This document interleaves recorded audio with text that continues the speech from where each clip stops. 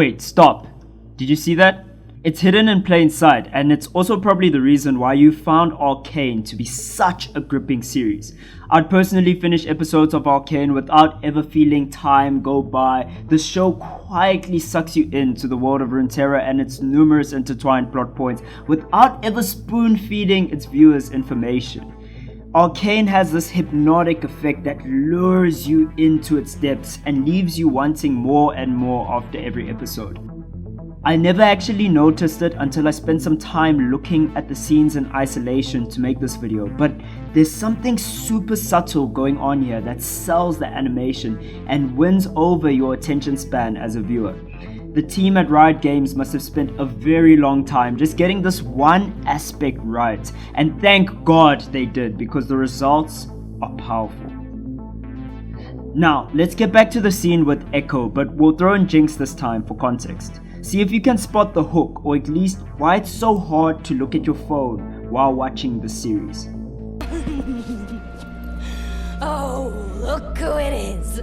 The boy savior!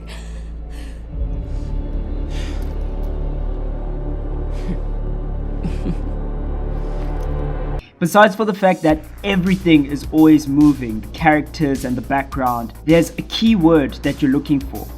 It's micro-expressions. Micro-expressions often occur when people are deliberately trying to conceal the emotion they are feeling.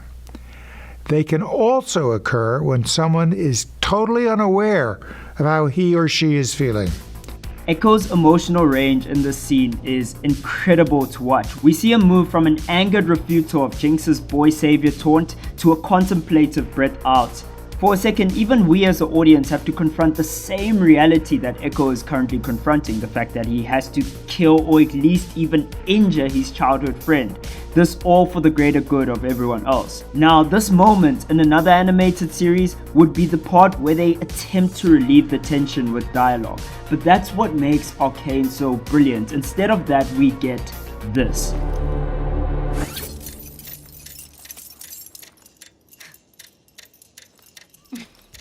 It's quite clear that he's trying to conceal his initial emotional leak, but he's also quite confident in himself. He pretty much challenges Jinx to a fight in the form of a game that they used to play as children.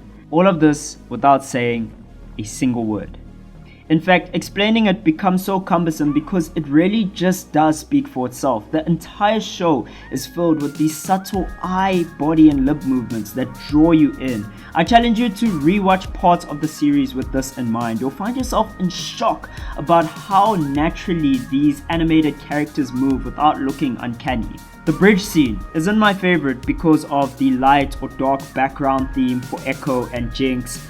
Neither is it my favorite because of the well-executed flashback that is reminiscent of Kakashi's fight versus Obito from the Naruto series.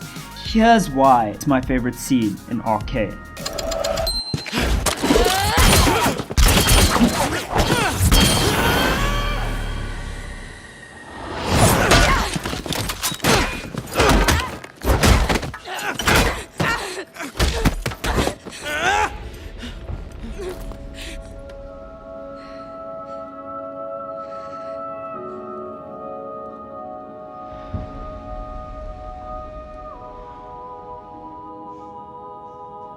The amount of non-verbal communication between the two characters, and us by extension, is enough to make this my favorite scene in the series. Ekko's hesitation upon confronting his actual feelings for Jinx tells more than words ever could. His hesitation is enough to shift even her focus from struggling to fear to disbelief. Her smile at the end lacks malice, even though her following actions don't necessarily align with that.